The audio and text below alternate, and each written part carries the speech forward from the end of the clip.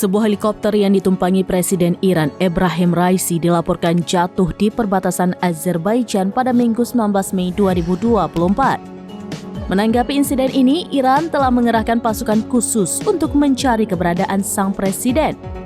Dilansir Anadolu Agency, pasukan yang dikerahkan berasal dari Brigade Lintas Udara atau Linut ke-65. Brigade ini adalah satuan tentara yang dilatih dalam peperangan di hutan.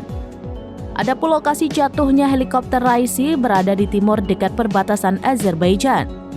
Saat itu Raisi bersama rombongan pejabat hendak meresmikan proyek bendungan di perbatasan kedua negara. Salah satu pejabat yang ikut rombongan adalah Menteri Luar Negeri Hossein Amir Abdollahian. Namun hingga saat ini nasib mereka belum diketahui. Menurut laporan tim penyelamat, helikopter yang membawa Raisi melakukan pendaratan darurat karena cuaca buruk. Wakil Gubernur Azerbaijan Timur, Jabar Ali Zakiri mengatakan ada 3 helikopter dalam konvoi tersebut.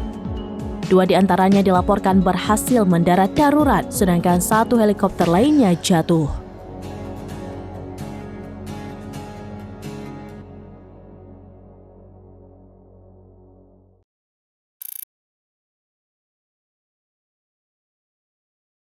Download Tribun X sekarang, menghadirkan lokal menjadi Indonesia.